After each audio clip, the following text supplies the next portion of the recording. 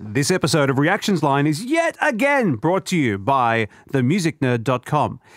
Yep, still don't have any sponsors, and, well, you know, it's just fun to promote my own crap. Anyway, we'll be starting shortly.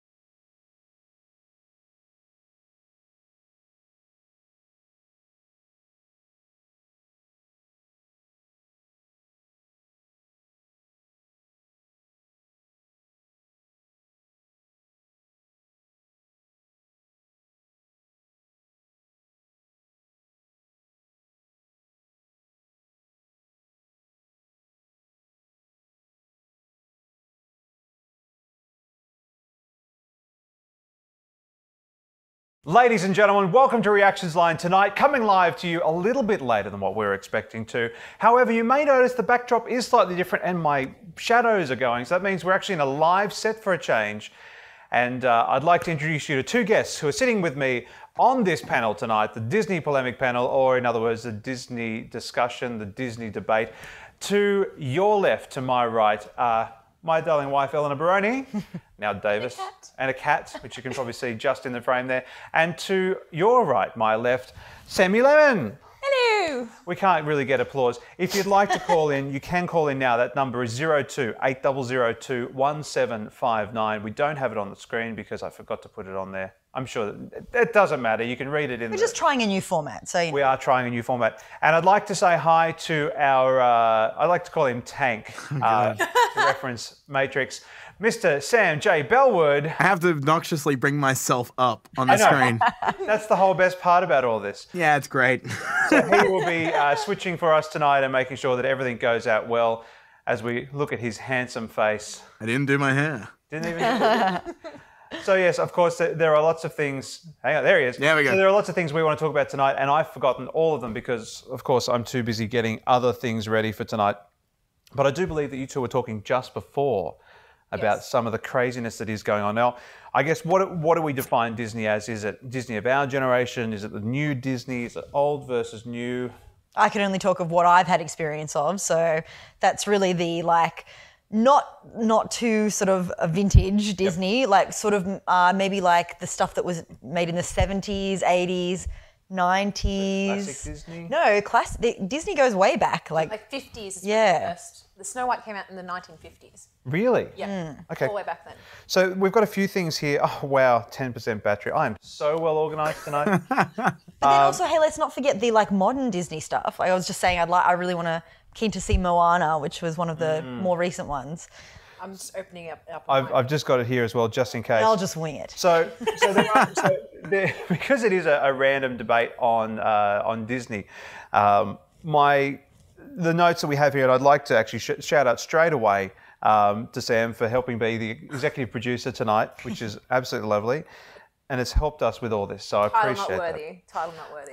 So some of the topics that I wanted to really push on tonight is Disney ruining its franchise with live action, the guy versus girl gender swap part of Disney. You know, if you had Cinderella as a male, Cinderella-y, would that work? Cinderfella? Yeah, Cinderella, that's the one. That's the one it should have been.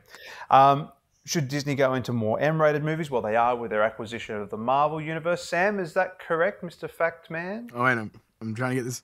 Yes. Correct. Perfect. But in argument of that, sorry, Sam, so it doesn't actually have the Disney castle in the beginning, so therefore I don't count that as an actual Disney movie. Even though it's owned by the Umbrella Company. It's like Miramax is owned by Disney, but...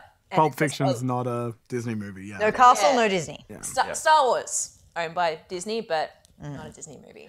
Some other things, again, as we're saying, you know, the old cartoon stylings of the old hand-drawn Disney versus the newer computer-aided animation. I do have a list of Disney movies here, and it just goes on and on and on. Yes, they've been making movies for quite some time. Yes. It's true. So I'll throw it open to the panel. Where do you want to start?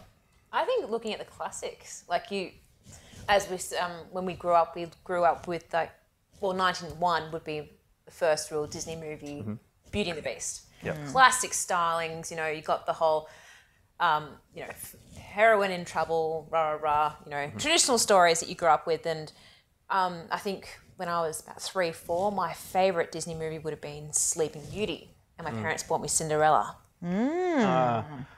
Awkward. Yeah.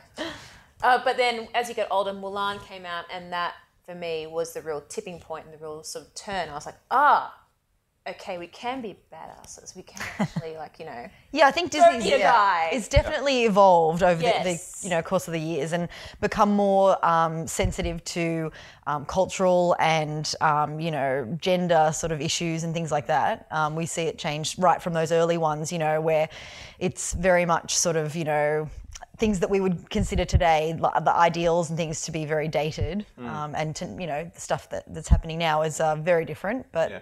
And we're seeing that again in Star Wars as well. And this is something that Sam, as I know, not a Disney movie. No, it's still okay, Disney. but in the same context. If I could add, even though it's not a Disney movie, Disney has given the power and rights to Star Wars to be now again a household name. Like, Yes, so, true. so they've kind of like won the crowd over for that sake, and that's why I like to consider it as a Disney movie more so. It's just made it alive again rather than just 6 films on a shelf. Yeah. Yeah. And I guess Fair. if you look at what's happened with A New Hope is a great example as well. You have these great strong female characters again, which as you were saying before, compared to what it was in the past, you didn't have such a strong female leadership, and there was a very much defined gender roles, and we kind of talked about that off air a little bit, and I think we're seeing that change, as you're saying, with Milan. It really showed what a strong female character could be, and kind of put those gender stereotypes to rest. Well, you look at the new Disney movies now, like Frozen and Brave. 2 movies, especially in Brave, where she completely rejects the notion of being married off to a prince, and she's like, why can't I just be myself? And in Frozen, you've actually got the handsome prince being the evil dude. Yeah. Oh, sorry, spoilers. Ian. Sorry. Sorry, this is a spoiler cast as well, just in case you were wondering. He goes to like stab Elsa, and it's actually sisterhood that saves the day. So it's completely changed again. And I think they have to move with the times, obviously, otherwise, it wouldn't be relevant to their audience today. So, that's a very good thing that they're moving with the times. But in terms of evolving and changing, we were talking about earlier how they're now moving towards live action versions of existing films. So taking films that were made in the 90s or earlier or around that time and, changing them, evolving them. Like, obviously, I recently saw Beauty and the Beast. And I really enjoyed it personally. I enjoyed it. But yes, I liked how it fleshed out some of the characters from the original animated film and made them more believable, more interesting. No, I completely agree with that. Like with I've seen the Cinderella live action one, and I haven't seen the Jungle Book, but I had no real desire. Sorry if anyone who's seen it to see it. Like it just didn't. I was like, it really felt like Disney was just jumping on the money making bandwagon, being like, yep, let's try and bring in another some one. cash flow, and like they've announced like live action ones up until like mid-20s or something like that. And So I have to ask the obvious question: is we're talking about live action remakes? yes. Snow White and the Seven Dwarfs, the first Disney movie to be released, 1937. 30s, sorry. 1937. Wow. What was Fantasia? Fantasia was, looking at my sheet, 1940, November 13, 1940.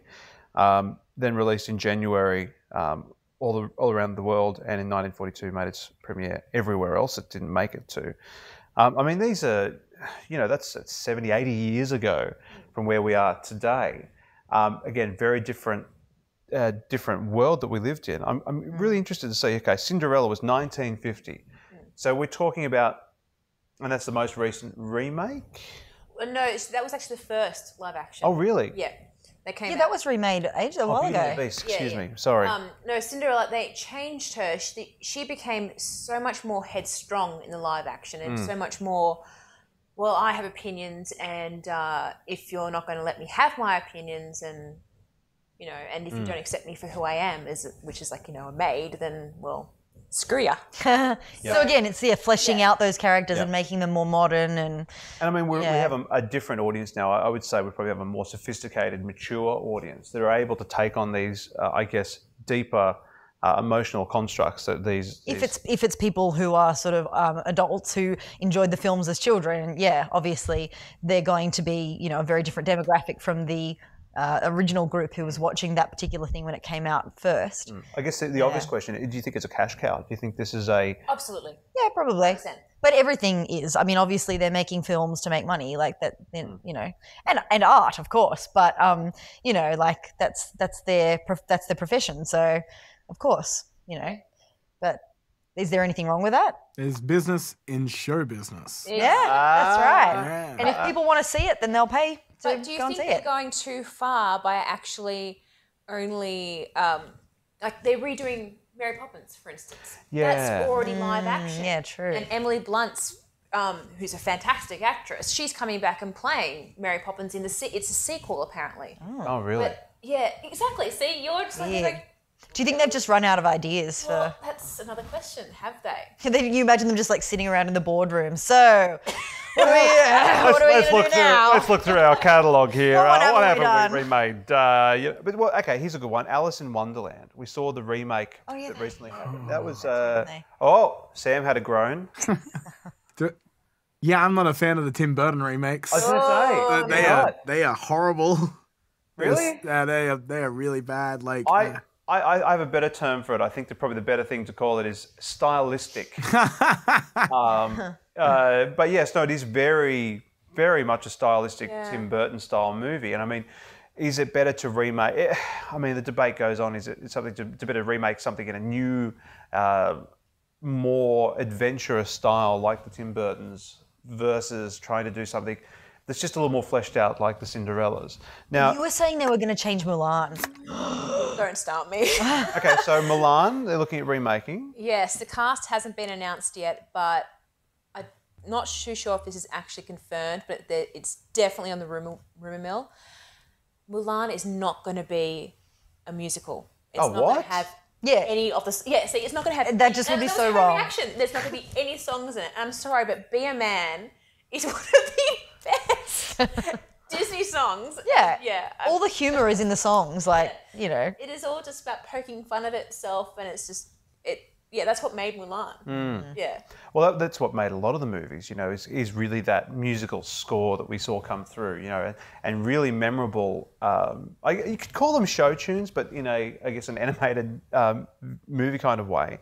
And it's interesting. We talked about the sensitivities that they have towards culture in the 30s versus the sensitivities they have today, which is a very different place. And I know, Elle, we were talking earlier as well about how they've drawn inspiration from the cultures in which they've, I guess, trying to portray. Yeah, I saw a thing online where it was talking about how in the older style movies they would just include songs that were in English, regardless of where it was set, or they would just use sort of like just, you know, simple compositions to try and convey where they were. Like, say, for example, Pocahontas, they didn't use I don't believe they consulted with any, you know, Native American people in any of that musical kind of style. Whereas in, say, Moana, they've used the traditional language of the Islander people, you know, where it's set. And I believe in Frozen, they used... you know, like I think it was set in a sort of Icelandic kind of area, and so they, you know, took those kind of like people from that culture on board to try and, you know, make sure that they were not, you know, not doing anything that was going to be upsetting people of any particular culture. I think that's what one of the biggest concerns is when you're portraying a culture, is to make sure you're not whitewashing. Yeah. Yes. And we recently saw that with not a Disney franchise. Was Ghost in the Shell a Disney franchise? Sam? No, I don't No. Okay, thank you, Sam. Well, you're here. If you haven't, yes, put your camera back on. Sam, this gentleman here also runs a podcast called The Gaff. Go and check him out as well. It's all about film culture and movies. Mainly film, and Mainly like film. more from a very cinema snob perspective. It's brilliant. Make sure you do have a look at that one. Cross promo. But in all seriousness, though, I mean, Ghost in the Shell's a really sensitive topic at the moment for whitewashing. You know, you have Scarlett absolutely. Johansson. I mean, spoiler alert, if you haven't seen it yet, basically they take the brain of... Is this a movie? Yeah, Yeah. it is, yeah. They take the brain of an Asian girl and put it in this robot that is Scarlett Johansson. That's the long and the short of it. There's some weird cultural things that people feel that they've missed there. Well, I'm going to add real quick. Sure. Sorry to keep butting in. The creator of the original animated film of Ghost in the Shell came out and he said he saw no problems, sorry, most basic word. Problems with the idea of the character being white because it's a cyborg. It's not human regardless of what skin color it is. And so a lot of people are kind of more taking perspective of that than anything else. Interesting. Sorry, I just heard some sounds. I'm not sure. It's the I think cat. it was Penny. It was Penny. Yes. Where it is was she? the cat. Yes. I can see her. She's over there. Okay, so as long as she's not. Sorry, it is live, obviously. We can't go and rescue the cat, if anything happens. No, I thought she was getting out the door, and I'm like, I might just have to leave it up to you for a second to go run after a cat. When you were saying whitewashing, I actually found it was interesting when we went and saw Beauty and the Beast, how diverse the characters were this time around, as opposed to in the cartoon. It was completely... Everybody was completely... Everyone was white. Yeah. And that was great. And what I loved about it as well, because watching the movie growing up, you didn't even realise it was set in France. It was like, huh? This is France? Like, Yeah. And Really? Exactly. It's not something you think about when you're a kid, though, as well. No, but when you go to the flat, like the first few scenes, when you see the prince dressed up before he's turned into the beast, again, spoiler, he's there in the more traditional French court style of, say, Marie Antoinette and King Louis and all them, with like the white wig, but again, dramatised for movie purposes. But it was nice to see they actually took those elements and inserted them, and I was like, oh, okay, I get it now. And And I think that's always the concern, is how do you be culturally sensitive? I mean, if we look at where we are today, we're able to do this forum where we can literally have people call in, we can have a chat, and many people can watch all at the same time. Do call in, please. Yeah, We'd so love to hear what you have to say. That number again, if you'd like to join in, is a number I can never remember. 028002 1759. 028002 1759. you just need a whiteboard. I really, we should have put it on the thing, but I've got titles. I just can't remember which one it is over there, Sam. Sorry. But where we are, this is a thing that's interesting about whitewashing in particular. That's why I'm stuck on that for some reason. I was going to launch pad off it. Oh, yeah. So in the 1930s, 1940s, when all these classics were released, there was less of an awareness, I guess, of cultural sensitivities of what we have now. You know, I guess through popular media, which is your animated classics, you know, newspapers and so on, we're now actually at a point where we've expressed what we think, and as we've become more culturally aware, that we've seen that change. And obviously we've seen Disney change through that in the same way. Yeah, for sure. So live action, probably a cash grab. Absolutely. That's probably, I think, where we got to on that. But if they can do it well, it's worth doing. I mean, any movie, like we said, any movie is going to be, you know, a money-making venture. Any art is a money-making venture. So, You know they're making the Lion King live action? yeah, that's going to be weird. How? That Are they doesn't going to seem do like... it like, what's that one with the kid in the boat? Oh, Lion. Life of Pi. Life of Pi. Yeah. Or like the Beauty and Lion, the Beast no, with the good. Beast kind of thing. Like, is it going to be like a computer animated? No, see, then it's not live. Yeah, is it? that's what I don't know. But it still But they've got is. Donald Glover, who's going to be Simba. So it'll be maybe like that Pirates of the Caribbean style where, you know, they had like the sea monsters kind of. It's the actual actor, or like Avatar, that kind of thing, where it's live the action question I have laid is, over. if it's what defines live action anymore. Avatar is a great example of that, where you see something which is a completely computer-generated world, as our cat decides to pounce things, a computer-generated world in which you know, they're completely 3D animated, they're completely fake, but it's all live action. It's got the nuance of a live performance. So are we going to define live action as a live performance as opposed to a... Well, I mean... Yeah, well, those ones though where they animate, they have the actual actor and they animate them using those little points all over their faces. That is the... I mean, that is really live action, because you're seeing the movements of that actor Whereas with something else laid over the top of them. It's like an extra costume over the top. Yeah, so it's a costume piece as opposed to what traditional Disney is, where it is they do have reference. Voice actor. They have a voice actor. They do have reference video usually. Yeah. And then they'll have liberty to animate that, and that's the animator. So does that mean that we've lost the art of animation? Are we losing that interpretation? I would say that the art of animation is more so evolving from a pencil to like a 3D baseboard, like an artist board, rather than that. I'm going to cut back. That really started with Toy Story, though, didn't it? Yes. When they collaborated with Pixar. That was the first, I think, feature-length 3D animated film for the time. Yeah. And now it's becoming almost the norm. Yeah. Do you think they'll... Lost the Disney classic. That's, again, segueing into the other topic of classic style Disney versus new style Disney? Like, well, where is, and I mean, this is a much deeper conversation, but where is media going? You know, we're seeing the emergence of virtual reality experiences, which are stories told through virtual reality. And I mean, I don't know if that's going to take off. It may take off just like 3D TV did back in the early Like a roaring 2000s. success. But we are seeing a trend towards those emerging technologies. I mean, we now have the ability to have, thank you for that, Sam. We now have the ability to, that's all right, just everything, every noise, remember. We do have the ability to have a cinema experience at home with 4K and HDR, high dynamic range, particularly for that full immersive experience. And we're seeing a shift towards people watching at home. And Call me old school, but I don't care what it like. I don't care about the definition.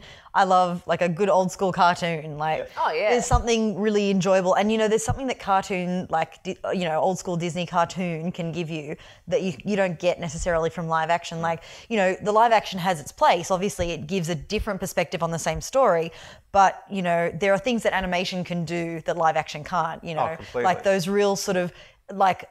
I suppose in comedy particularly, like, you know, those really sort of Super funny, caricature. yeah, the facial expressions and things like that just crack you up, you know? would you say it's because I guess Disney gives you, the traditional cartoons only gives you sort of a 2D dimensional looking at an emotion, a feeling, a situation, whereas the live action takes it to a whole new place where there's other contributing factors around it and impacting upon the story. And it's like, this is too real. This is getting too close to home. I can't do this. Yeah. So, And look, we see that as we, and I made some Matrix references earlier tonight, but I mean, we are moving towards that complete and utter enveloping immersive experience. You know, we're at the point now where, you know, with the Oculus Rift and the HTC Vive is where we have a fully immersive experience. And you feel transported so much so. And if you look on YouTube, there's a ton of videos like this with people falling over because they, in the virtual world, they've fallen over. Weird. Side note, if they die in their dreams, you actually die. Anyway, but like that's where we are. That's where we are now with that virtual reality experience, that immersive experience. So are you saying Disney 4D is the next place to go to? Well, it depends. Would you want to watch Disney in 4D? That's the question. At the moment, it's like 3D was. It's a novelty factor. Yeah. I think it's silly. Whether it has stickability and it's something that as a medium will grow into something that people will get into.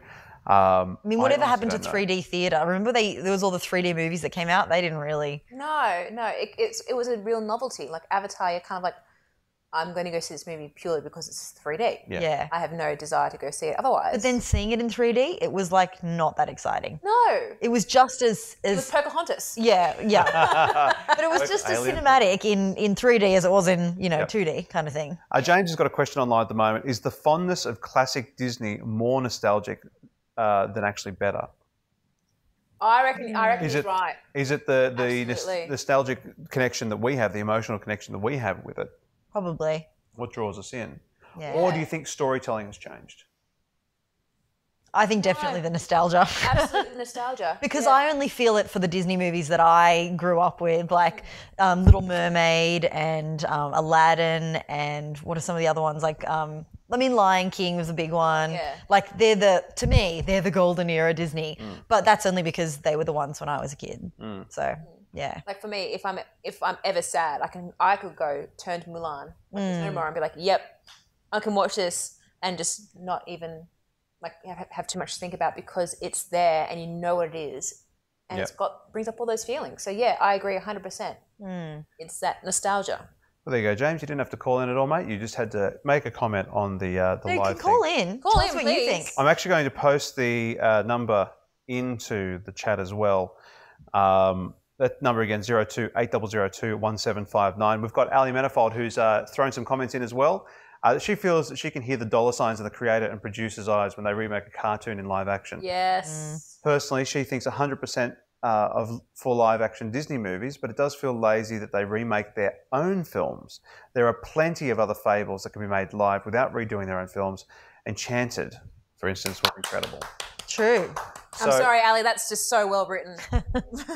So I think that's the other side of this is, look, from an intellectual property point of view, I totally get why they're doing it. It's so easy to go, we own this, let's remake this, as opposed to we have to go and find something and actually put effort in. And, you know, I mean, there is the question: are all the stories told?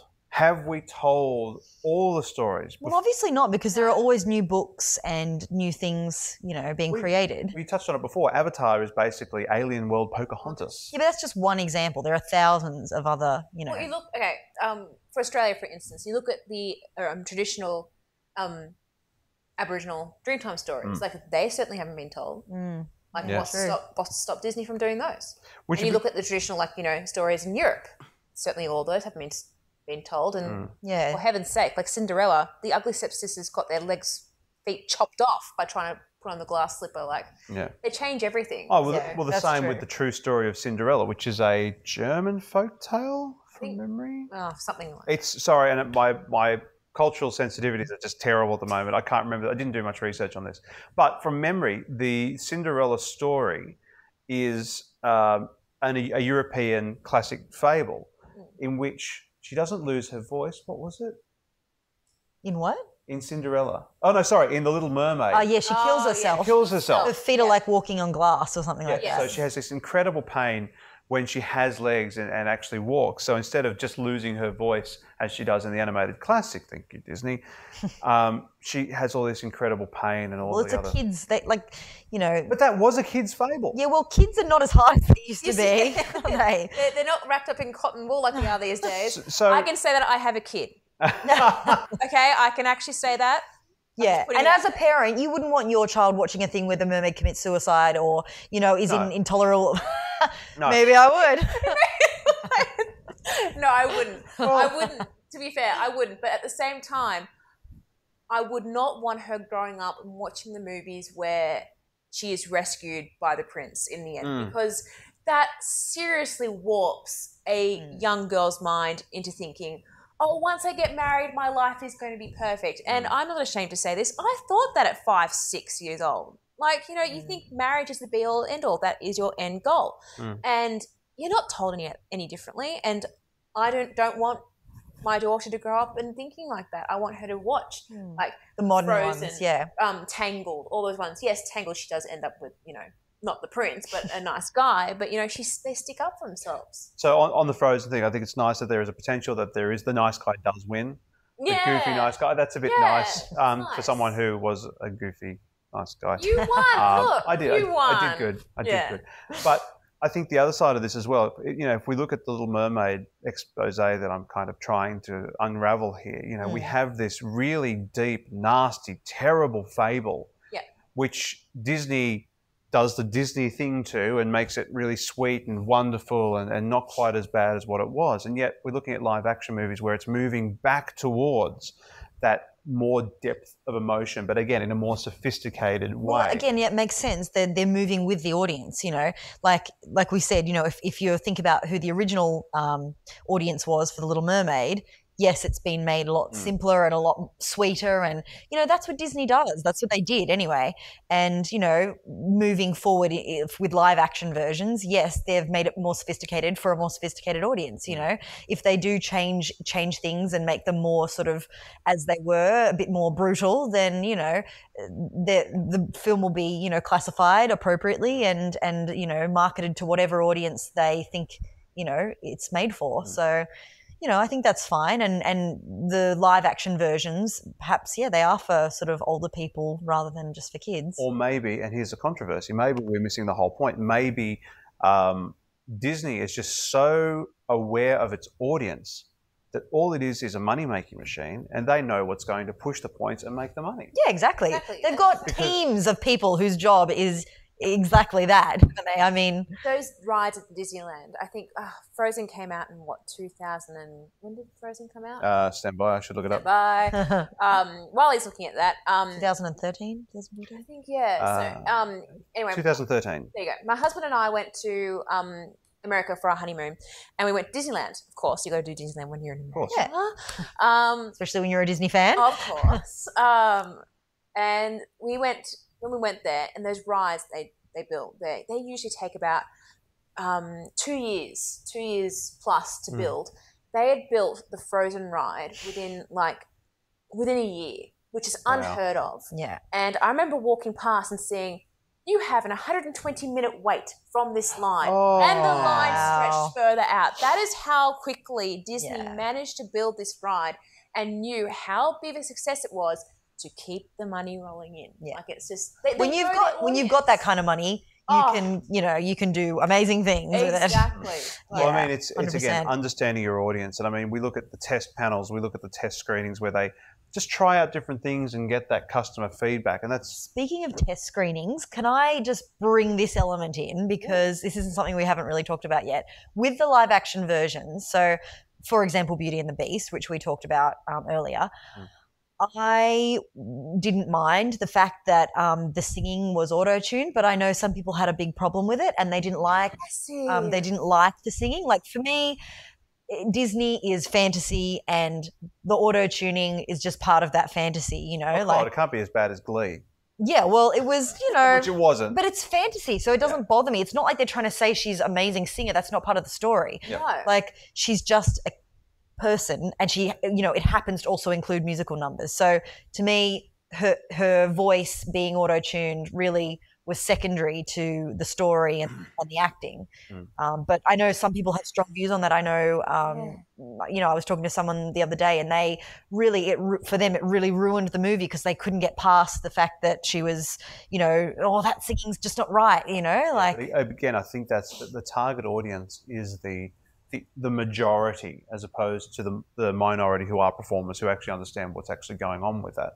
And I guess another thing that was just mentioned before, and James kind of threw this one up, it seems that most sequels and relaunches seem to progress age-wise with the original audience. Yeah, so what we've seen in The Beauty and the Beast when we grew up, now into our 30. Yeah, people in their 20s, Not there 30s. Not there yet. Oh, yeah, there. Well, we'll just say bracket 20 to 30. In the late 20s, early 30s, and beyond as well, is we see that they're really playing that nostalgia card. They're really playing the here is, we're going to move with you. Oh, you're now at this stage of your life. And it's shot for shot too. Like, some of it was actually. So the question is, did they plan that back in the 30s, going, okay, here's the thing that's going to get all the kids in now, that we're now going to move with it. Now, Power Rangers? What? Oh, don't even start on that. No. That's not Disney. I haven't seen that. I haven't seen it, but I've seen. I saw a billboard because I know there was small bits here and there. I was a massive Power Rangers fan. I was the biggest, as you can't probably tell, I was the biggest tomboy, like Red Power Ranger, Jason all the way. Yes. And when I saw this remake, I was like, no, don't even go there. And a lot of the core fan base actually did the same. They were like, no. And they had planned sequels for this movie. Wow. And they're not even going there because it just flopped. Now, correct me if I'm, well, obviously we've now got a good Power Ranger fan in our midst. From memory, there was a teaser put out on YouTube to kind of show what an alternative Power Ranger universe could look like. And that was done independently. Obviously, that generated enough traction for them to make a movie. And I'd be curious to see what that looks like now in comparison to what it was. It's great Power Ranger facts on a website I should link to as well. Ali's joined in again. Thanks, Ali. Welcome. Hello. Good morning. No, lunchtime. You should be getting lunch. It's about lunch over there. Nostalgia also helps to bring new generations to the cinema. We, as the kids who saw the cartoon Lion King and Mulan, we bring our own children into the cinema. It's a hugely clever business move. There you go. Oh, she's on a train and the thing keeps dropping in and out. Hi, Sammy. From Ali. So, that's... I wonder if Disney back in the 30s had the foresight, or Walt Disney as it were, as he was, had the foresight to go, I know what I'm going to do. I'm going to target children now. And then when they grow up, I want to be able to, that nostalgia to no, I don't think it would be that specific. I think, like any movie, I mean, they're just making content which is to be consumed. I mean, yes, the Disney movies were targeted at children, but they can be enjoyed by adults and not necessarily just the ones I'm nostalgic for. Like, I could go and see a new Disney movie now and enjoy it. I saw Frozen and because I don't have children, I didn't see it 100 times and I don't hate it. Well, hang on, you do have an appreciation for the somewhat hatred of the movie, primarily as come on. I know lots of people don't like it, but How big was Frozen at your school when you? oh, it's huge. Yeah, it was huge. Still is. Still is. Yeah. Yeah. Like, Frozen was that 2013? Did we say just before? Yeah, 2013. Yeah. It's 4 years ago. Yeah. You know, it's just incredible that it still has that much power and reach to connect with people like that. I still haven't heard from anyone on the phone, and I know the phones are working. I think the phones are working. Aw. Yeah, no, they were. We Sad. tested on the way in. I thought so many people would want to tell us about their thoughts on Disney. No. That number again, 02-800-21759. It is in the comments, 02-800-21759.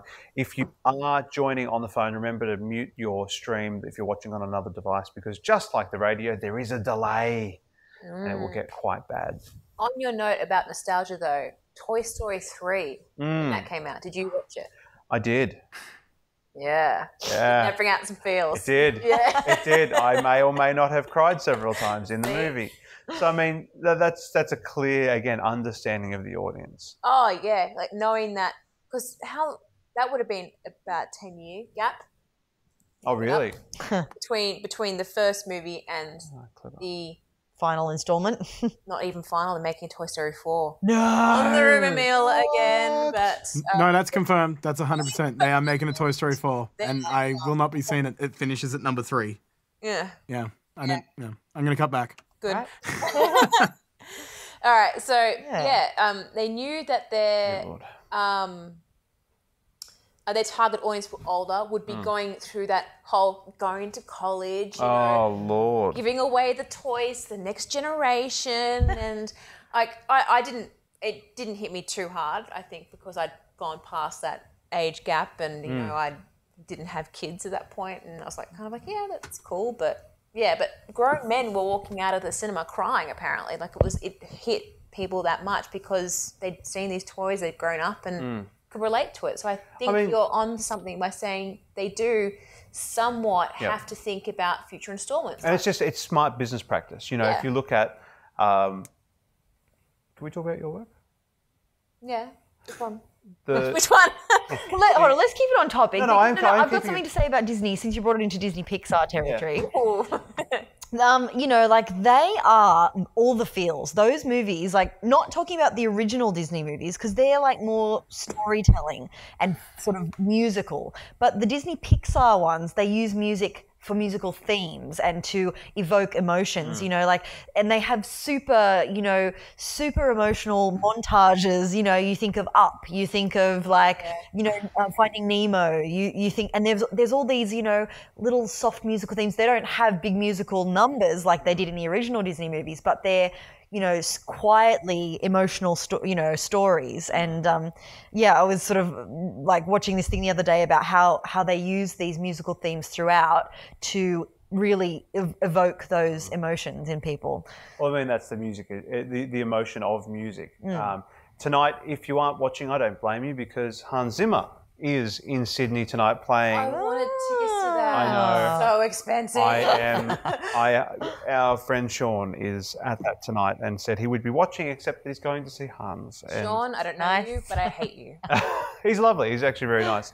And I think that's the other side of this as well. You know, you do have the emotion tied up in that. And, you know, that business and emotion thing is quite an intricate piece of what makes Disney what it is, and all these great studios. And, you know, surely they're doing the market research. They're understanding the psyche of their audience, of their target consumer. I don't know about you guys, but when I was a kid, I basically would not watch live action. I would only watch cartoons. Yeah. Yeah. Pretty much. Oh, Power Rangers. Yeah. Power Rangers was I did watch Power Rangers too, actually. But it was so animated in style. It was over the top. It was like, you know, fake violence. Like, it was. Oh, please, can we talk about the amazing costume department? And can we talk about the pink Power Ranger that was a man? What? In the You fighting mean scenes. the yellow one? The yellow. Oh, You damn were it! wrong. Damn it! So Wrong. close. So close. This is why I should No, research. the reason was because they actually bought. I think it was a show originally in Japan, and they bought the rights to that show in America. So and the Yellow Ranger was a man. Just brought the fighting They scenes. just brought the fighting scenes. They brought them over. That's why they always looked weird in the fighting scenes when they're making those kind of funny, I don't know. Yeah, they looked a bit more. Jerky. Oh my God. What a really clever concept here. We'll take this show, we'll just use the same costumes, which are full face costumes. Yeah. Kind of roughly make people look the same. And I love the fact that they used to do, they'd stand there and you see the wide shot and they'd take off their mask and they'd cut into a close up of someone taking off their mask to hide that identity swap. Which really, there's a lot of really clever things they did there, and it worked. Even Rita Repulsa wasn't even speaking English in the original. They dubbed over her. My favourite, sorry, I know we're supposed to be on Disney. We're totally segued. On topic. My favourite part about Power Rangers is, how, who was the big floating head? Zordon. So that was, they only ever made that one computer generated thing and then dubbed it. So the mouth never worked. So they had to warp all the video and they just used the same thing. So if you ever go back and watch old school Power Rangers, over and over again. that is the exact same piece of video footage used over and over again. But got some other people throwing some comments through here. Ali now has to go and watch Aladdin. Good on you. Yay. Disney's take on Star Wars. Probably not this panel. Sam? I kind of didn't want to talk about this because before this, George Lucas never really had wide intention for Rogue One and the Han Solo movie coming up. It was all just going to be movie based and hopefully TV series and games based. So Disney kind of brought in this idea of I think until 2022 we have a Star Wars movie every single year. Yeah. Wow. So that's kind of the business side of it, and they are doing definitely the business and show business. But as a advocate Star Wars fan, when Force Awakens came out, I went to the 12:01 session in George Street, drove all the way back to Penrith, and went to the 4:30 a.m. session to watch it again. That's hardcore. That's awesome. Yeah, so I think there's a lot of things that Disney are doing well, and I hope that. Mind you, though, there was a big controversy. Again, I'm a big Star Wars fan. Yep. Oh God. When they did announce Rogue One was not Rogue One, sorry, The Force Awakens was coming out, and J.J. Abrams was the director. There was huge people saying, "Well, isn't he doing Star Trek and Star Wars? You can't do the two things together." You certainly can. He's proven everyone wrong in terms of the popularity. But then again, people have gone and just said it's just a rehash of A New Hope. A complete rehash. Yeah, it totally is. And I'm as a kid, I think out of this group, I'm 26. I'm the youngest. Yep. As someone that's I never got to see A New Hope in the cinema first time. I saw it on a VHS 4:3 screen. Yeah, me too. Yeah. We're not that old. No. But so you guys might relate to this. I came out of that midnight session with, I think it was 7 people I went to see it with, and I was not crying, but I was very choked up, very teared up. And one of my friends immediately was like, "Did you like A New Hope?" And I was like, "Yes," because I never saw it for the first time in the cinema. Coming out of that cinema with that crowd, and everyone's like, "Oh my God, Star Wars actually exists again." And it felt like I finally saw what people saw in 1977 that I never got the experience because I got Phantom Menace. Absolutely, yeah. We got Phantom Menace. So Clone Wars, not Clone. Don't even talk about 1, 2, and 3. No. Revenge of the Sith is awesome. Okay, that's another episode, but that is such a good film. That is only why... for comedic. No, purposes. Revenge of the Sith is so good. The other two, yeah, totally. But yeah. Sorry, I don't agree with you on that one. We're gonna have a debate episode. We are going to. We've got 10 minutes. I can do it now. It is technically Disney. It's on. Shots fired. Shots fired. Yes, but no. Bringing it back to Disney because I just wanted to bring in about, how we were talking about live action. Well, I know a number of Disney movies have been made into Broadway shows. Get out. Yes. Yeah. Sorry. Name the first ever Disney musical on stage. Wicked. No, sorry. No. That will be made into a Disney movie. Hang on, I'm sure. are we talking Broadway or are we talking Disney on Ice? Broadway. Disney on Ice. I'll take that one. I'll take that. I don't know. Beast. Get out. Yeah. Little Mermaid. Tarzan. Lion King. Yes. The most successful musical of all time. The only one that surpasses it is Cats. Phantom of the Opera, I believe. Of course. Yeah. Of course. Yeah. Very interesting. Yeah, and they've had additional songs added in, and they all ran, really successfully. Because really, at heart, a lot of those Disney movies are musicals, aren't they? Yeah. I mean, you know. And to hear that Mulan is potentially no music. Yeah, that'd be weird. Devastates me. Absolutely devastates me. I don't know how I feel about that. But if anyone, you should actually go and watch on YouTube. Hugh Jackman and Luke Evans, because Hugh Jackman played Gaston on Broadway when it came out, and they're both having they start singing with Steins and start throwing into Gaston. I think it must be on Jimmy Kimmel Live or something like that. Oh, wow. But go watch it. It's hilarious. It's great.